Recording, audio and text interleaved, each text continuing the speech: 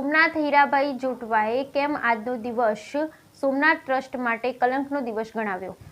સોમનાથ હીરાભાઈ જોટવાએ કેમ આજનો દિવસ સોમનાથ ટ્રસ્ટ માટે કલંકનો દિવસ ગણાવ્યો? સ્થાનિક તીર્થ પુરોહિતના સમર્થનમાં કોંગ્રેસ નેતા હીરાભાઈ જોટવા પોલીસ સ્ટેશન પહોંચ્યા. સોમનાથ ટ્રસ્ટ અને સ્થાનિક તીર્થ પુરોહિત વચ્ચે વિવાદ વકર્યો છે. સોમપુરા બ્રહ્મ સમાજ ઉપવાસ સાથે પોલીસ સ્ટેશનમાં ભૂદેવો સ્ટેશનમાં મંત્રોચ્ચાર ચાલુ કર્યા છે. સોમનાથ ટ્રસ્ટ દ્વારા બહારથી આવતા બ્રાહ્મણો પાસે પૂજાપાઠ કરાવતા રોષ ફેલાયો હોય આ તકે આહિર સમાજના અગ્રણી હીરાભાઈ અર્જુનભાઈ જોટવાએ પ્રતિક્રિયા. બ્યુરો રિપોર્ટ સોની યોગેશભાઈ સતીકુર.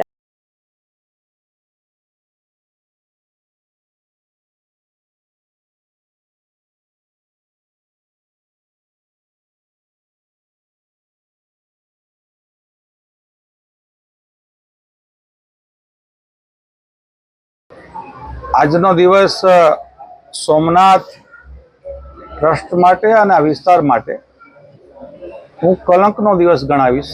એટલા માટે કે સનાતન ધર્મની પરંપરાઓ છે કે બ્રાહ્મણોને પાયલગન કરીને પગે લાગીને વાત કરનારા સનાતન ધર્મને માનનારો હું પણ હોઉં અને આ વિસ્તાર પણ ખૂબ મોટા પ્રમાણમાં છે.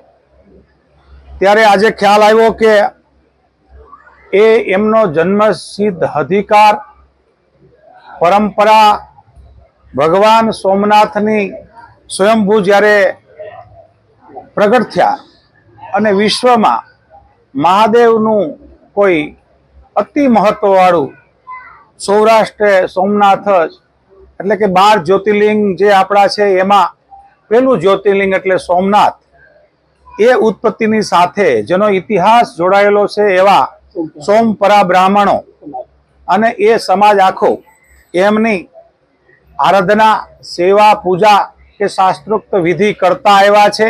એમના બદલે જ્યારે એમનો જન્મસિદ્ધ અધિકાર પરંપરાઓ જે હતી એ તોડીને બહારથી કોઈને લાવીને એમની પાસેથી પાઠ કે જે પણ કંઈ ધાર્મિક વિધિની જે વાત થતી હોય તે એ કરવી એ વ્યાજબી નથી. એટલા માટે કે કોઈ જ્યાં કોઈ પ્રસ્થાપિત થઈ ગયું તો એને વિસ્થાપિત કરવાનો અધિકાર કોઈ સરકારને કે કોઈ ટ્રસ્ટને કે કોઈ વ્યક્તિને હોતો નથી.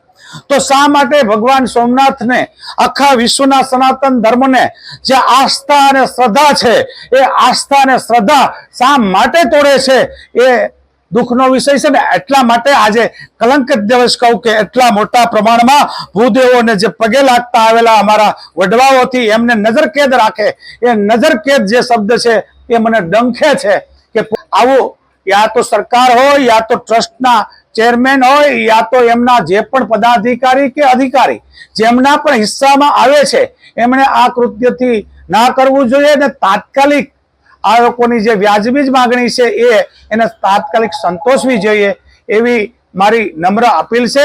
અને ભગવાન સોમનાથને પ્રાર્થના કરું કે આવા લોકોને સદબુદ્ધિ આપે.